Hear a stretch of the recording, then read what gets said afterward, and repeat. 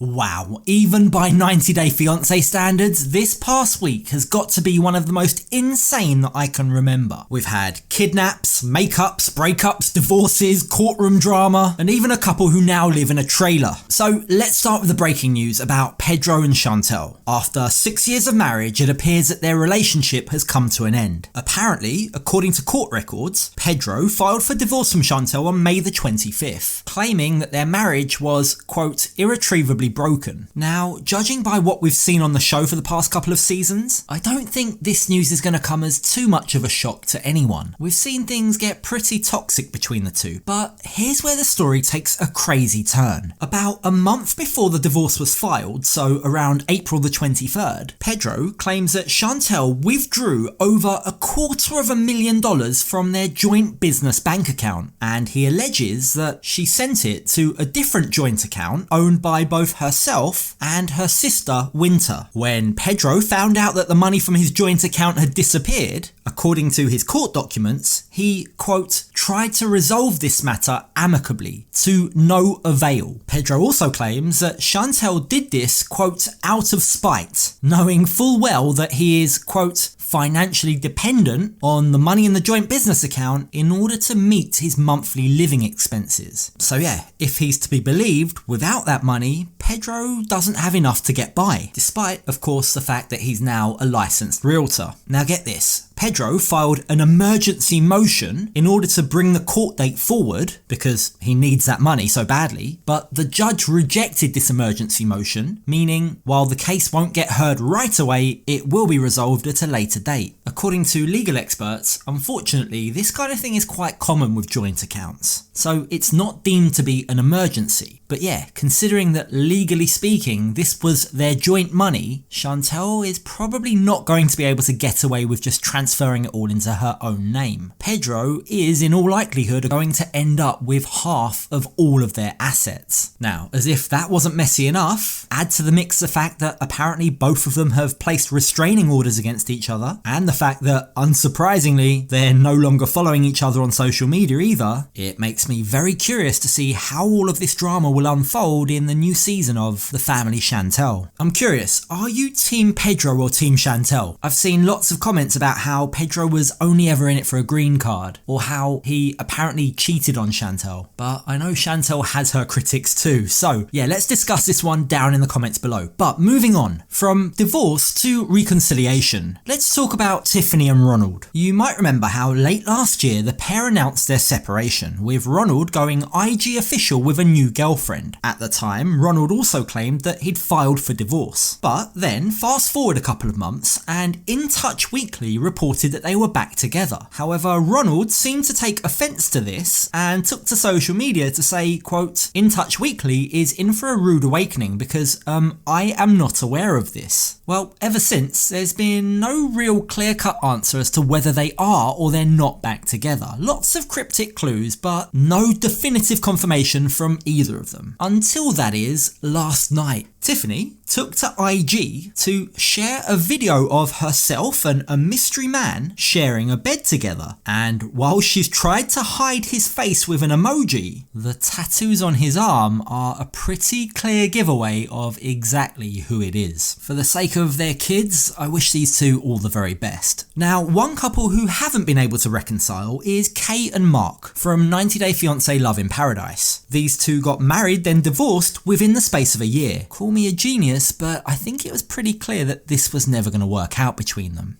For me, the monogamy, no, is important. I can't tell you I don't want to be with other men because it's impossible. I can't. Never lie you.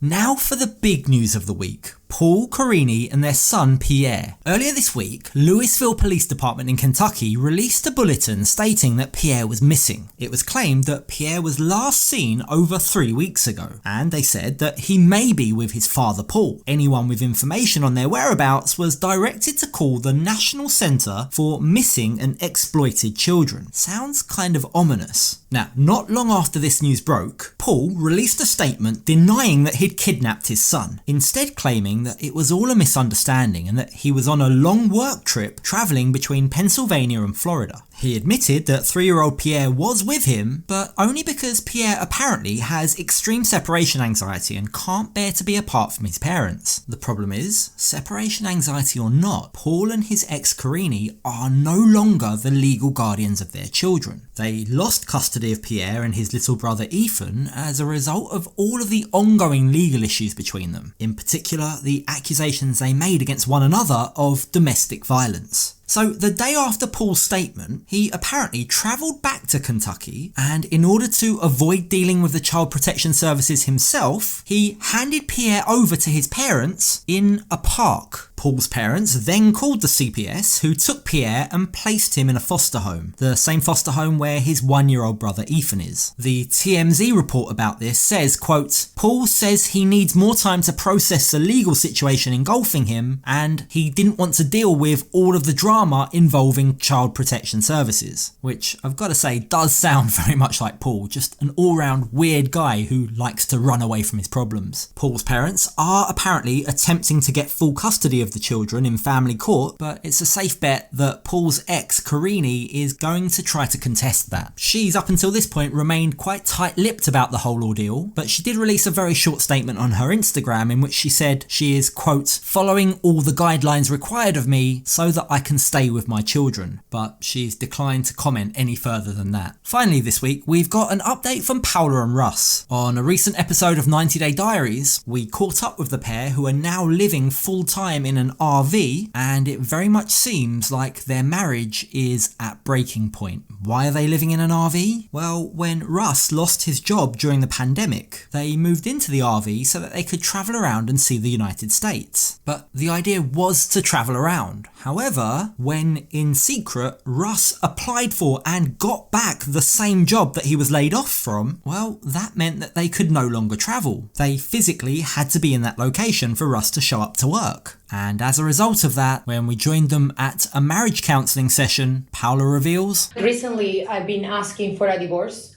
a couple of times. I'm getting to a breaking point that I'm just like exhausted, and I don't want to keep fighting for this. Like, I'm not sure if I love him still." Stuck in the RV, and we were not able to travel the way I wanted, and the plans that we had, they were gone, and I don't accept it, and I'm not happy with it. I really hope that they can work out their problems. For the time being at least, Paula is willing to continue to give Russ a chance, but more for the sake of their child, Axel, than because she wants to or because she loves him. Also on that episode of 90 Day Diaries was Colt and Vanessa. The last time we saw those two, Vanessa had moved out. If you'd like to catch up with what's happened to them since then, check out this video that's on screen now. Thanks for watching. I'll catch you on the next video.